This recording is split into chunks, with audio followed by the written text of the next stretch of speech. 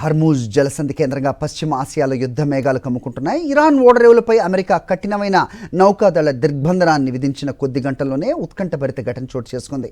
America ఆంక్షల జాబితాలో ఉన్న ఎల్పిస్ అనే ఇరాన్ అనుబంధ చమురు నౌక అమెరికా హెచ్చరికలను బేఖాతరు చేస్తూ స్ట్రెయిట్ ఆఫ్ హర్మూజ్ గుండా ప్రయాణించింది. సోమవారం ఉదయం అమెరికా ఆంక్షలు అమల్లోకి వచ్చిన తరుణంలోనే ఈ నౌక జలసంధిని దాటడం ఇప్పుడు అంతర్జాతీయంగా చర్చనీయాంశమైంది.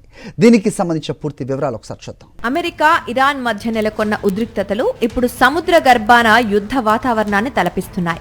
ఇరాన్ నుంచి చమురు ఎగుమతులను పూర్తిగా నిలిపివేయటమే లక్ష్యంగా వాషింగ్టన్ విధించిన దిగ్బంధనాన్ని ఒక నౌక సవాల్ చేసింది. మెరైన్ ట్రాఫిక్ డేటా ప్రకారం ఎల్పిస్ అనే నౌక సోమవారం ఉదయం అమెరికా దిగ్బంధనాన్ని దాటుకుని గల్ఫ్ ఆఫ్ ఓమన్ వైపు దూసుకెళ్లింది.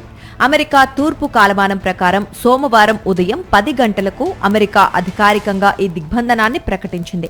సరిగ్గా అదే సమయంలో ఈ ఎల్పిస్ నౌక ఓమన్ మరియు ఇరాన్ మధ్య ఉన్న వ్యూహాత్మక హార్మూజ్ జలసంధిలో ఉన్నట్లు ట్రాకింగ్ డేటా స్పష్టం చేస్తోంది. అమెరికా నౌకాదళం కళ్లుగప్పి లేదా వారి హెచ్చరికలను లెక్క చేయకుండా ఈ నౌక తన ప్రయాణాన్ని కొనసాగించడం గమనార్హం.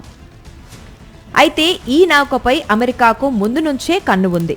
గత ఏడాది అమెరికా ట్రెజరీ విభాగం ఈ నౌకను శాంక్షన్స్ జాబితాలో చేర్చింది. గతంలో మరో పేరుతో రిజిస్టర్ అయిన ఈ ఎల్పిస్ ఇరాన్ చమురు ఉత్పత్తుల విక్రయాల్లో, రవాణాలో కీలక పాత్ర పోషిస్తోందని అమెరికా ఆరోపిస్తోంది.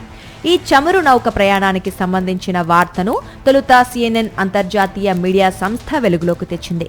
ఒకవైపు ఇరాన్ను ఆర్థికంగా దెబ్బతీయాలని అమెరికా భావిస్తుంటే, మరోవైపు ఇలాంటి రహస్య రవాణా నౌకలు అమెరికా వ్యూహాలకు సవాల్ విసురుతున్నాయి.